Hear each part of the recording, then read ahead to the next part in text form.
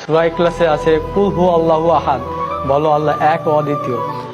আর ঋগ্বেদে আছে একং ব্রহ্ম দ্বিতীয়ং নাস্তি নেহেনা নাস্তি কিঞ্চং, সৃষ্টিকর্তা মাত্র একজন, ওই দ্বিতীয় কেউ নেই, কিঞ্চিত পরিমাণেও নেই।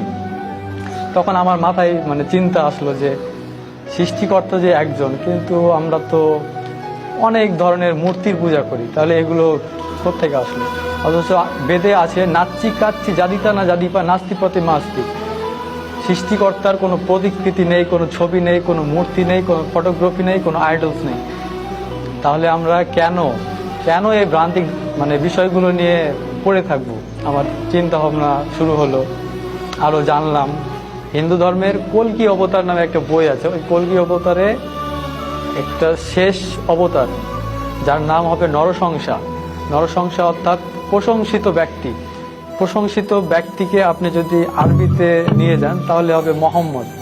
মোহাম্মদ অর্থ হচ্ছে প্রশংসিত ব্যক্তি। ওই থেকে আর কি মনের মধ্যে একটা খটকা, যে আরেকটা মন্ত্র আমি পেলাম কল্কি অবতারে, লা ইলাহা হরিতি পাপং ইল্লো ইলাহা পরম পাদম জন্ম বৈকুণ্ঠ অপরিণীতি জপি নাম মোহাম্মদম। এখানে আল্লাহর কথা আছে, রাসূল সাল্লাল্লাহু আলাইহি সাল্লামের কথা আছে। তখন আর কি আমি পুরোপুরি শিওর হয়ে গেলাম। তারপর আরো মন্ত্র আছে, হতারমিন্দ্র মহাসুরেন্দ্র অল্লং জ্যেষ্ঠং শ্রেষ্ঠং পরমং ব্রহ্মং অল্ল অল্ল রাসূল মোহাম্মদং অল্ল অল্ল লাল লিখিতং।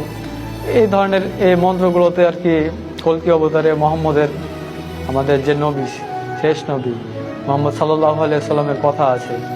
এগুলা ধীরে ধীরে আমি বুঝতে পারলাম শুধু যে ইসলাম ধর্ম সত্য এই কথাটা যাচাই করিনি, যে খ্রিস্টান ধর্ম কেন সত্য নয়, বৌদ্ধ ধর্ম কেন সত্য নয়। সবগুলো ধর্ম যাচাই করতাম। বিভিন্ন পাদ্রীরা প্রশ্ন করতো ডক্টর জাকির নায়েককে, বিভিন্ন ধর্মের যাজকরা আসে প্রশ্ন করতো, যে ডক্টর জাকির নায়েক যেসব উত্তর দিতেন কোরআন হাদিস থেকে, আশ্চর্যজনক। ইসলাম ধর্ম যে সত্য এটা যে তিনি বুঝিয়েছেন, এই কথাটা এইটা আমার মাথায় গেঁথে গিয়েছিল। এরপরে আমি ইউটিউবে একটা চ্যানেল পেলাম হেদায়েতের পথে।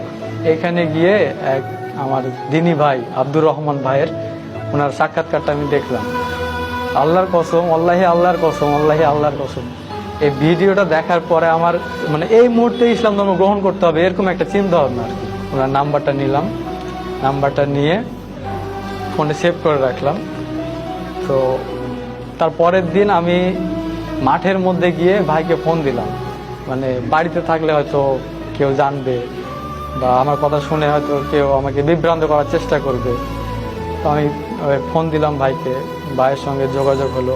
তো ভাই আমাকে একটা প্রশ্ন করেছিল যে তুমি যে ইসলামে আসবা, তুমি কি ইসলামের প্রতি ঠিক থাকতে পারবা? তো আমি ওনাকে বলেছিলাম যে আপনার এই ঈমানদীপ্ত সাক্ষাৎকার দেখলাম, এরপর আপনি যদি এত দূর পর্যন্ত আসতে পারেন তো আমি কেন পারবো না? আমিও তো একজন মানুষ।